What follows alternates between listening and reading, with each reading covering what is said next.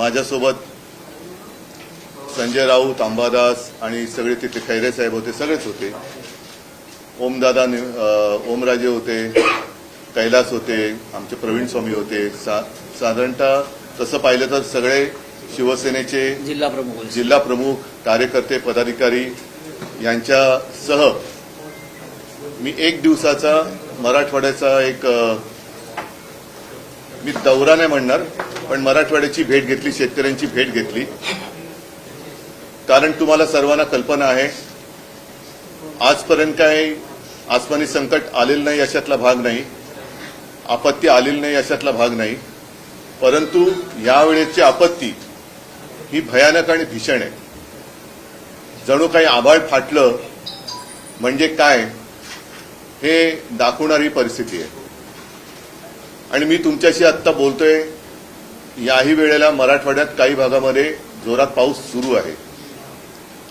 या पावसाने हातातोंडाशी आलेला शेतकऱ्याचा घास, आता हा केवळ शेतकऱ्याचा घास नाही तर आपल्या सगळ्यांचा घास हा अतिवृष्टीने हिरावून घेतलेला आहे. अनेकांच्या जमिनी खरडून गेलेल्या आहेत, पिकं तर उद्ध्वस्त झालीच, घरदारं वाहून गेलेली आहेत. जे मुलं बाळ आहेत त्यांची दप्तरं, वह्या, पुस्तकं, एका अर्थी तसं पाहिलं तर अख्खं आयुष्य त्यांचं वाहून गेलेलं आहे. आणि या संकटात भरीसभर म्हणून त्यांच्या डोक्यावरती कर्जाचं ओझं आहे. आपल्याला आठवत असेल, आता साधारणतः 1 वर्ष होत आलं किंवा होईल, महाराष्ट्राच्या विधानसभा निवडणुका होत होत्या. तेव्हाही शेतकऱ्यांमध्ये एक असंतोष होता. तो असंतोष एवढ्यासाठी होता की त्यांच्या हातामध्ये पीक होतं, सोयाबीन वगैरे पीक होतं, कापूस होता, पण आत्ताचं सरकार तेव्हा होतं आणि हमीभाव देत नव्हते. हमीभाव खूप कमी देत होतं, म्हणून शेतकऱ्यांमध्ये रोष होता. दुर्दैवाने आता असं झालेलं आहे की होत्याचं नव्हतं झालं. पीक जे हाताशी आलं होतं ते पूर्ण उद्ध्वस्त झालेलं आहे. म्हणजे आम्ही गेलो तो दुसरा तिसरा दिवस असेल, त्याच वेळेला ती पिकं जी काही उद्ध्वस्त झाली होती ती सडली होती, त्याचा वास येत होता. शेतामध्ये शेतजमीन जी आहे त्याच्यामध्ये ढोपरभर चिखल आणि त्याच्यावरती पाणी होतं. शेतकरी धायमोकलून रडत होते. आणि एकूण सगळे चित्र पाहिल्यानंतर साहजिकच आहे, शेतकऱ्यांनी मी गेल्यानंतर आपुलकीने माझ्याशी बोलले, हक्काने माझ्याशी बोलले. आणि तुम्ही जशी आमची कर्जमाफी केली तशी आता कर्जमाफी या सरकारला करायला भाग पडा, हे ते आवर्जून आणि असे आक्रोश करून सांगत होते. आता हीच खरी वेळ आहे की या शेतकऱ्याला या कर्जाच्या डोंगरातून आणि या संकटातून बाहेर काढायला पाहिजे. जी काही मदत जाहीर केली या सरकारने ती खूपच तुटपुंजी आहे. याचं कारण, एखाद्या वेळेला शेती उद्ध्वस्त झाली तर त्याला एक नुकसान भरपाई दिली तर तो एक सीझन तो कसा तरी शेतकरी तग धरू शकतो. मात्र यावेळेला शेतजमीनच खरडून गेलेली आहे. आजूबाजूनी वाहणाऱ्या नद्यांचं पाणी हे त्या शेतामध्ये घुसलं आणि अख्खं म्हणजे जमीन खरडून ज्याला गेली म्हणतात, तो शब्द तिथे गेल्यानंतर कळतं नेमकं काय आहे. वरचं पीक तर गेलं, जमिनीवरची ती माती गेली आणि अक्षरशः तिथले दगड आणि गोटे, मुरुम हे सगळं वर आलेलं आहे. ही जमीन सावरायची झाली, परत जर का पीक घेण्यायोग्य करायची झाली तर किमान 3 ते 5 वर्ष लागतील असं शेतकऱ्यांनी मला सांगितलं. आता ही जर का वस्तुस्थिती आहे तर शेतकऱ्याला आत्ता जी काही या सरकारने मदत जाहीर केलेली आहे, ही मदत जर का पाहिली तर जेमतेम हेक्टरी अंदाज किती होते, 7-8 हजार अशी काहीतरी होत असेल किंवा हे होत असेल. पण आता ती जमीन साफ करायला साधारणतः 6-7 हजार रुपये एकराला खर्च येणार आहे. 5 लाख खर्च आता साफसूफ करायला, नाही मी साफसूफ करायला म्हणतोय. त्याच्यानंतर मग त्याची माती टाकायची आणि ती कसण्यायोग्य करायची, याला खूप मेहनत लागणार, पैसे लागणार. आणि त्याच्यानंतर तो शेतकरी पुन्हा एकदा पीक काढायला लागेल. पण 2-3 वर्षही याच्यात जात असल्यानंतर आत्ता जे शेतकऱ्याच्या डोक्यावरती कर्ज आहे तो शेतकरी कर्ज फेडणार कसा. ज्या विद्यार्थ्यांची, ज्या मुलाबाळांची पुस्तकं, वह्या वाहून गेलेली आहेत, म्हणजे शेतकऱ्यांनी, कोणत्याही शेतकऱ्यांनी स्वतःच्या मुलाला शाळेत सोडायला इलेक्ट्रॉनिक व्हेकल घेतलं असं माझ्या वाचनात आलेलं नाही. तो इलेक्ट्रॉनिक व्हेकल तर सोडा, त्यांच्या मुलाची जी काही वह्या पुस्तकं वाहून गेलेली आहेत ती पुस्तकं सुद्धा कशी घ्यायची या चिंतेमध्ये आहे. आणि मग रोज कुठे ना कुठेतरी आत्महत्यांच्या बातम्या येत आहेत. मी जेव्हा फिरत होतो तेव्हा एका घरात गेलो आणि ते खरंच तिथलं वातावरण बघून मन सुन्न झालं. ती बातमी आपणही वाचली असाल, आपल्याच माध्यमातून आम्ही सुद्धा ती बातमी पाहिली, वाचली. 31 वर्षाच्या एका पोराने आत्महत्या केली. 31 वर्षाचं पोर, आणि त्याला जेमतेम 15-20 दिवसाचं बाळ. एक मोठी ती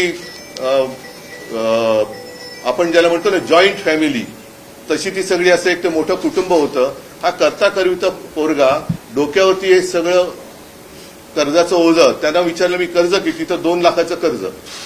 आता ही जी काही त्यांची थट्टा चाललेली आहे, भले मुख्यमंत्र्यांनी जाहीर केला असेल, पण माझ्याकडे कागद आहे की गेल्या 2-3 वर्षातली जवळपास 14,000 कोटी रुपयाची जाहीर केलेली मदत अजूनही शेतकऱ्यापर्यंत पोहोचलेली नाही, अजूनही पोहोचलेली नाहीये. त्याच्यानंतर 2017च्या कर्जमाफीची अजूनही प्रतीक्षा आहे. त्याच्यानंतर आमचं सरकार आलं, मी कर्जमुक्ती केली, कालबद्ध पद्धतीने कर्जमुक्ती केली, त्याच्यातले पैसे त्यांना मिळाले देखील.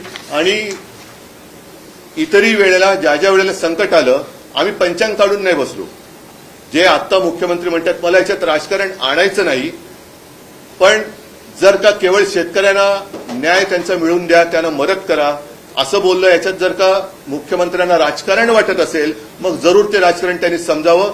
याचं कारण आपणही बघितलं असाल की मुख्यमंत्री तिथे गेल्यानंतर ज्या शेतकऱ्यांनी मदत नेमकी कधी आणि किती करणार एवढं विचारल्यानंतर ते बाबा राजकारण करू नको, आणि त्याच्यामागे पोलीस लागले. मग ही कुठली लोकशाही आहे, कुठलं सरकार आहे, कशासाठी तुम्ही राज्य करताय? ही विविध नैसर्गिक आपत्तीमध्ये झालेल्या नुकसानीकरता मंजूर करण्यात आलेल्या निधीची यादी आहे, आणि ती साधारणतः अवेळी पाऊस पासून ढगाळ वातावरण, सततचा पाऊस, सततधार ज्याला म्हणतो, अतिवृष्टीमध्ये आहे, चक्रीवादळ आहे, हे साधारणतः मार्च 23 पासून गेल्या काही वर्षातली आहे. ती 14,000 कोटी, 13,800 काहीतरी कोटी, म्हणजे साधारणतः 14,000 कोटीची जाहीर झालेली रक्कम अजून त्याच्या हातात मिळालेली नाहीये. आणि म्हणून आमची मागणी अशी आहे की या शेतकऱ्याला सरसकट कर्ज मुक्त केलं पाहिजे. आणि त्याचबरोबरीने ज्याप्रमाणे पंजाबमध्ये मी ऐकलं की तिथे हेक्टरी 50,000 रुपये हे शेतकऱ्याला त्यांनी कालबद्ध कार्यक्रम ठरवून जाहीर केलेले आहेत, याला म्हणतात सरकार. तसंच महाराष्ट्रामध्ये सुद्धा एक आहे ना, पंजाबमध्ये 1,600 आणि हिमाचलला 1,500 कोटीची मदत पंतप्रधानांनी केली, अजूनही आपल्याकडे केलेली नाहीये.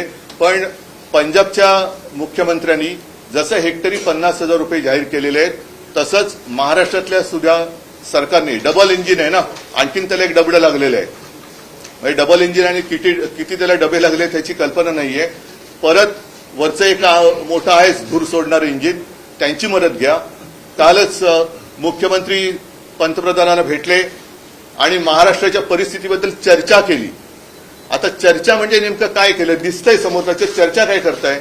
आणि मग दयावान पंतप्रधानांनी सांगितलं की तुम्ही तुमचा प्रस्ताव पाठवा. कसला प्रस्ताव? समोर दिसतंय तुमच्या. आज केवळ महाराष्ट्रामध्ये निवडणुका नाही आहेत म्हणून पंतप्रधान इथे येत नाहीयेत का? बिहारमध्ये निवडणुका आहेत म्हणून पंतप्रधानांनी बिहारमध्ये आत्ताच निवडणुकीच्या पार्श्वभूमीवर तिथल्या महिलांची मतं मिळवण्यासाठी 10,000 रुपये त्यांच्या खात्यात केंद्राकडनं टाकलेले आहेत. 75 लाख महिला. 75 लाख महिला. म्हणजे तुमची मतचोरी पकडली गेल्यानंतर तुम्ही काय बिहार खरेदी करायला निघालात? बिहार तुम्हाला काय खरेदी विक्रीची गोष्ट वाटली? आणि अजूनही आमच्या लक्षात आहे की 5-7 वर्षापूर्वी बिहारच्याच निवडणुकांमध्ये ह्याच पंतप्रधानांनी जवळपास 1.25 लाख कोटीची मदत तिकडे जाहीर केली होती. ती मदत मिळाली की नाही मिळाली मला कल्पना नाही. बिहारला मदत केल्यामुळे किंवा मदत करत असल्यामुळे आमच्यात पोटदुखी नाहीये. पण ज्या महाराष्ट्राने तुम्हाला तुमच्या मते भरभरून मतदान केलं, तो महाराष्ट्र, त्या महाराष्ट्रातला शेतकरी आज संकटात असताना तुम्ही प्रस्तावाची वाट बघताय. हे सरकार आहे, कुचकामी सरकार आहे. आणि म्हणून अजूनही आम्ही याच्यात राजकारण आणत नाही. आज मी मुख्यमंत्र्यांना असं म्हणा, शेतकऱ्यांच्या वतीने हात जोडून विनंती करतोय की तुम्ही शेतकऱ्यांना कर्जमुक्त करा आणि तुम्ही शेतकऱ्याला हेक्टरी 50,000 रुपये हे तात्काळ जाहीर करून कालबद्ध स्वरूपामध्ये त्याचं वाटप करा. बँकांच्या नोटिसी ज्या सरकार शेतकऱ्याला जात आहेत त्या पहिल्या नोटिसी थांबवा आणि त्या कर्जाची जबाबदारी ज्याप्रमाणे हेही सुद्धा मी मध्ये वाचलं होतं की काही साखर कारखानदार आहेत त्यांच्याकडे याची थकबाकी आहे. त्या थकबाकीदार साखर कारखानदारांच्या कर्जासाठी सरकार जसं थक हमी देतं स्वतः सरकार हमी राहतं. आत्ताच मला वाटतं काही हजार कोटींची त्यांनी थक हमी दिली. म्हणजे तुम्ही कर्ज बुडवलं तर सरकार जबाबदारी घेईल. तशीच हमी या गोरगरीब शेतकऱ्याच्या कर्जाची आता सरकारने घ्यायला पाहिजे. शेतकरी जेव्हा कर्ज मागायला जातो तेव्हा त्याला सगळं काही गहाण टाकावं लागतं. अगदी बायकोचं मंगळसूत्र जे मोदी सांगत होते की तुमचं मंगळसूत्र चोरून दुसऱ्या कोणाला देतील त्या शेतकऱ्याच्या मंगळसूत्राची किंमत आता या सरकारला किती आहे हे आम्हाला कळेल. आणि म्हणून ह्या दोन मागण्या आम्ही महत्वाच्या करतो आहोत. पीएम केअर फंडची तुम्ही मागणी केली होती त्यातनं पैसा द्यावा. तर पीएम केअर फंड संदर्भात काल मुख्यमंत्र्यांनी स्पष्टीकरण देताना म्हटलं की कोरोनासाठीचे जे पैसे होते ते खर्च केले नाही आणि त्यामुळे कॅग म्हणते की कोरोनासाठीचे पैसे होते आणि ते देता येणार नाही. मला आता एका गोष्टीवरती गाढ विश्वास बसलेला आहे की भाजपला प्रशासन चालवता येत नाही. ना केंद्र सरकार म्हणून त्यांना प्रशासन चालवता येतं ना राज्य सरकार म्हणून प्रशासन चालवता येतं. भाजप आणि प्रशासन यांचा दुरान्वयाने संबंध नाही. ह्याचं कारण असं मी याच्यामध्ये अजूनही म्हणतोय की राजकारण आणू इच्छित नाही. पण ज्याप्रमाणे भाजपच्या उत्तर प्रदेशच्या सरकारने गंगेमध्ये जिथे कुंभमेळा केला ज्या कुंभमेळ्यामध्ये स्नान केल्यानंतर सगळी पापं धुतली जातात अशी एक धारणा आहे त्या गंगेमध्ये यांनी तिथे मृत्युमुखी पडलेल्या करोनाग्रस्त जी काही शवं होती मृतदेह होती ती सोडून दिली होती. गुजरातमध्ये सार्वजनिक चिता पेटल्या होत्या. माझं मुख्यमंत्र्यांना आव्हान आहे तुम्ही पहिले हे जाहीर करा. एकतर पंतप्रधान मदत निधी जसं मुख्यमंत्री निधीची माहिती तुम्हाला आहे मी तुमच्याशी बोलायला तयार आहे. मुख्यमंत्री निधीतनं कदाचित या म्हणून मी म्हटलं ना भाजपला माहिती नाही प्रशासनाचा त्यांचा सुतराम संबंध नाही. तेव्हा कोविड केअर सेंटर्स ही संपूर्ण देशात महाराष्ट्रात जेवढी उभारली गेली ती कशी उभारली गेली. लसीकरण केंद्र ही 1 ते 2 होती ती 600च्या वरती आम्ही केली. रुग्णशय्या वाढवल्या ऑक्सिजनचे प्लांट टाकले हे सगळे हे त्यावेळेला आम्ही केलंच ना. पण त्याही परिस्थितीत आम्ही कर्जमुक्ती केली होती हे ते त्यांनी विसरता कामा नये.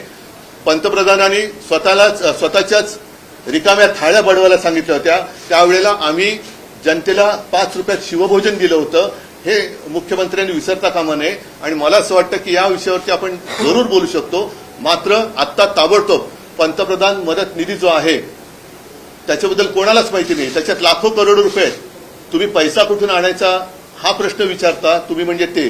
म्हणून मी त्याला उत्तर दिलं की प्राईम मिनिस्टर केअर फंड काय पीएम केअर जो काय फंड आहे त्यातून हजारो कोटी आता पंतप्रधान येत आहेत परवा त्यांनी किमान महाराष्ट्राला 50,000 कोटी रुपये जाहीर केले तर महाराष्ट्रावरचं कारण केवळ मराठवाडा नाही महाराष्ट्रावरचं संकट बऱ्यापैकी दूर होऊ शकतं. नाहीतर मग पीएम कोणाची केअर घेत आहेत.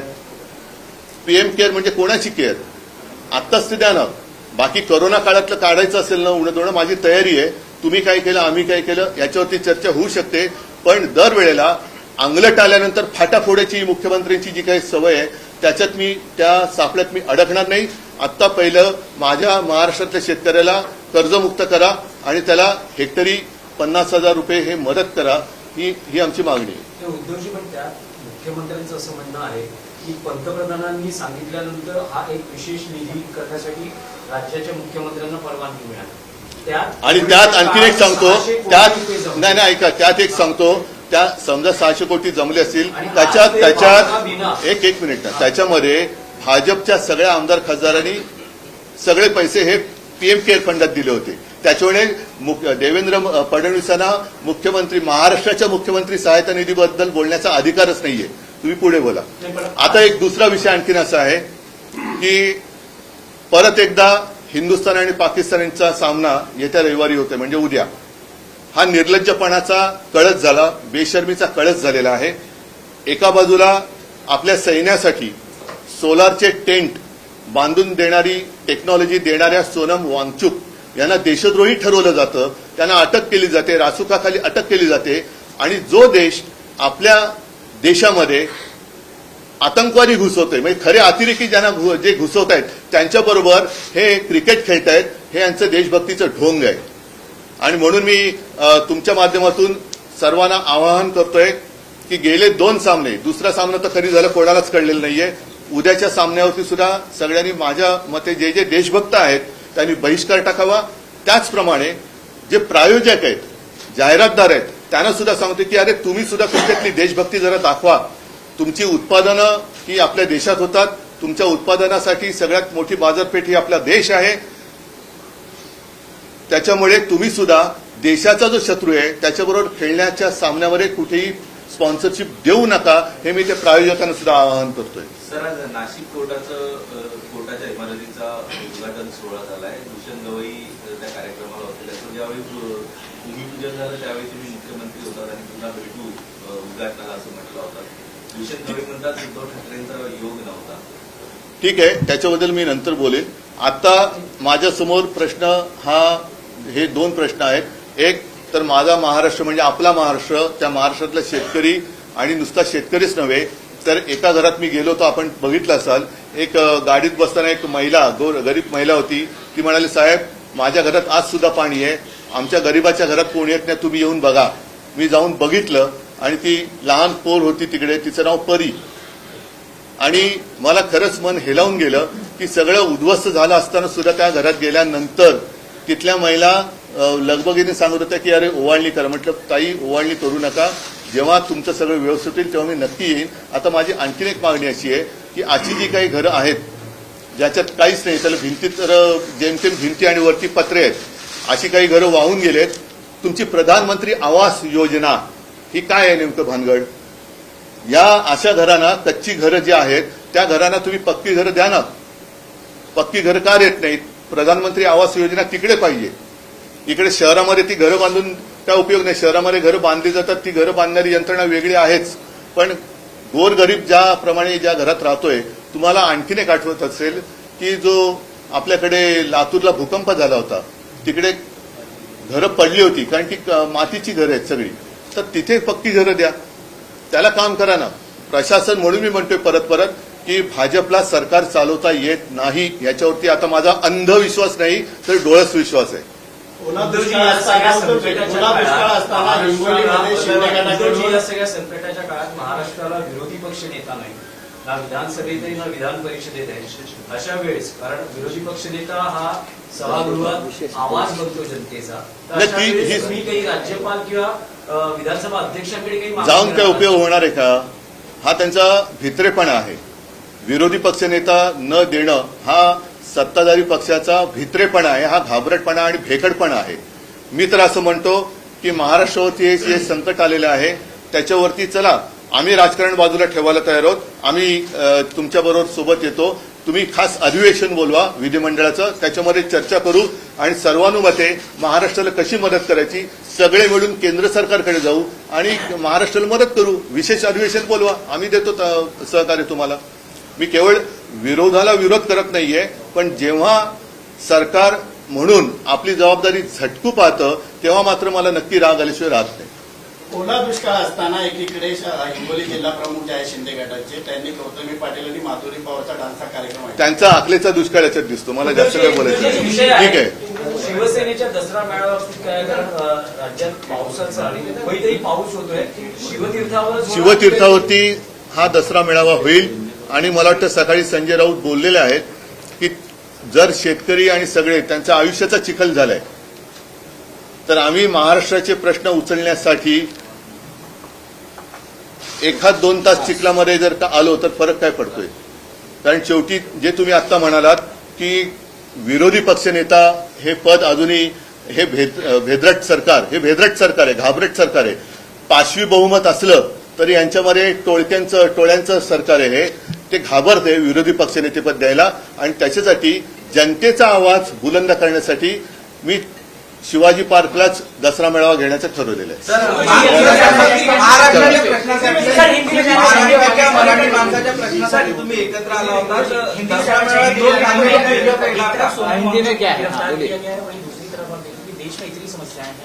क्रिकेट को लेकर नहीं पहले क्या शुरुआत करी। किसानों के मुद्दे पर आते हैं सर। महाराष्ट्र में किसानों को लेकर इतनी परेशानियां हैं और जिस तरह से राज्य सरकार अभी भी यहाँ पर पहुंच नहीं रही है। एक और मुद्दा निकल कर आया है कि जो दौरे हो रहे हैं, लगातार दौरे हो रहे हैं, लेकिन मदद नहीं पहुंच रही है। तो ऐसे में आपकी क्या प्रतिक्रिया होगी? मैं कल परसों ही वहां जाकर आया हूं, मेरे साथ सारे मेरे साथी थे। वहां के भी लोकल हमारे सांसद, विधायक, हमारे जिला प्रमुख, अन्य सारे कार्यकर्ता भी थे। और मेरे हाथ में तो कुछ नहीं है, आज तो मेरे हाथ में सत्ता नहीं है, लेकिन जितने काश्तकार मुझे मिले रो रहे थे, क्योंकि उनका जीवन ध्वस्त हो गया है। सिर्फ खेती का नुकसान नहीं हुआ है, उनका पूरा घर दार कुछ नहीं रहा बाकी। तो ऐसी स्थिति में अगर हम कुछ मांग करें, मांग करने की आवश्यकता नहीं होनी चाहिए। सरकार ने अपने आप कुछ चीजें करनी चाहिए। जिस तरीके से हमारे माननीय मुख्यमंत्री महोदय गए, उप मुख्यमंत्री वो भी गए, उन्होंने क्या किया, कौन सी भाषा में उन्होंने बात की, आप सारे लोगों ने देखा है। और सब स्थिति देखने के बाद हमने दो मांग की है। एक तो जिस तरीके से जब मैं चीफ मिनिस्टर था, मैंने पूरे काश्तकारों का कर्जा माफ किया था, तो आज स्थिति उससे भी बुरी है, खराब हुई है। और हम चाहते हैं, हम मांग करते हैं कि तत्काल महाराष्ट्र के जितने सारे काश्तकार है उनका कर्जा माफ करना चाहिए, माफ होना चाहिए। साथ ही साथ खेती का जो नुकसान हुआ है, जो उन्होंने मदद जाहिर की है, वो बहुत ही कम है। और इसलिए पर हेक्टर जिस तरीके से पंजाब ने किया है, 50,000 रुपया पर हेक्टर तुरंत दे दे, ये दो हमारी मांग है। सर, मुख्यमंत्री का कल बयान आया, उन्होंने कहा कि कोरोना के समय पीएम केयर फंड का इस्तेमाल नहीं हुआ और इसीलिए अब राज्य सरकार उसका उपयोग नहीं कर पा रही। मुझे दया आती है मुख्यमंत्री जी की स्थिति पर, और मेरा तो अब विश्वास है कि भारतीय जनता पार्टी और प्रशासन का कुछ भी संबंध नहीं है। इन लोगों को सरकार चलानी नहीं आती है, ना ही केंद्र की सरकार वो चला सकते हैं, ना ही राज्य की सरकार।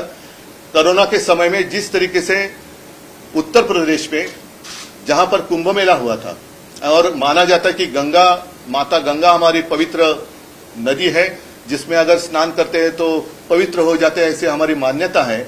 उसी गंगा में उन्होंने जितने सारे मृत्यु हुए थे कोरोना के समय में, उनकी सारी लाशें वहां ऐसी छोड़ दी थी। क्या ये प्रशासन है? गुजरात में जिस तरीके से सार्वजनिक मतलब पूरे मैदान में चिता जल रही थी, वो चित्र आपने महाराष्ट्र में नहीं देखा। और महाराष्ट्र में जितने महाराष्ट्र में काम हुआ था, कोविड केयर सेंटर्स, फिर जो टीका, इन्होंने टीका महोत्सव भी किया था। टीका महोत्सव करो, ये महोत्सव करो, कोरोना महोत्सव करो। थाली हमने बजाने के लिए नहीं दी थी, हमने शिव भोजन, पूरा भोजन 5 रुपए में गरीब लोगों के लिए उपलब्ध करके दिया था। दवाइयों की हमने सब पूरी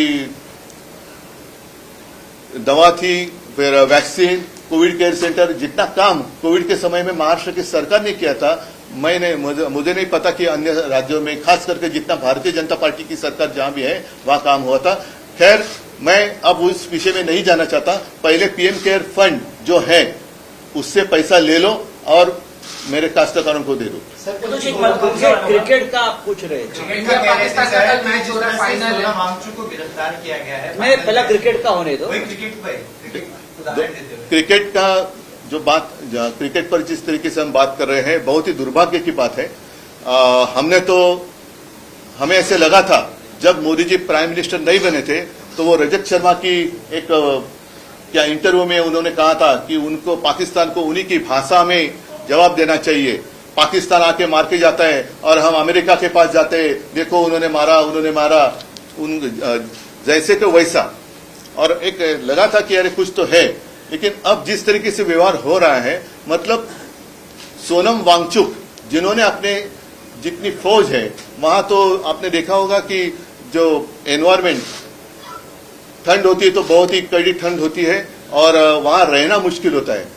ना बिजली का पता है, ना पानी की कोई कुछ व्यवस्था है। और ऐसी स्थिति में उन्होंने एक टेक्नोलॉजी डेवलप की है, सोलर टेंट। मतलब जो वांगचुक अपने फौज के लिए इतना काम कर रहे हैं, उनको अपने देशद्रोही ठहराया और उनको रासुका के अंदर अरेस्ट किया। और जो देश पाकिस्तान हमारे देश में आतंकवाद फैला रहे हैं, उनके साथ आप क्रिकेट खेल रहे हैं, ये कौन सी देशभक्ति आपकी?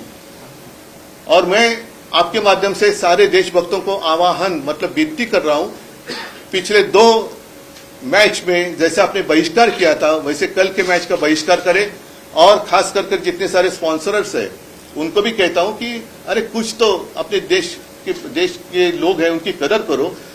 आपका पूरा व्यवहार अपने देश में होता है, आपका जो माल है, आप जितने सारे प्रोडक्ट्स है, मार्केट अपने देश में है, और देश के लिए आप कल की जो मैच होने जा रही है उसका समर्थन ना करें और उसके लिए स्पॉन्सरशिप ना दें। ये मेरे उनसे तो जो देश की राजनीति से जुड़ा हुआ है। नहीं, ठीक है, चलो धन्यवाद। जय हिंद, जय महाराष्ट्र। राज ठाकरेंना दसरा मेळाव्याचा देश विदेशातील प्रत्येक घडामोडींचे लाईव्ह अपडेट मिळवण्यासाठी आता साम टीव्हीच्या सर्व सोशल मीडिया प्लॅटफॉर्मला लाईक, फॉलो आणि सबस्क्राईब करा। तसंच सर्व नोटिफिकेशनसाठी बेल आयकॉन प्रेस करायला विसरू नका।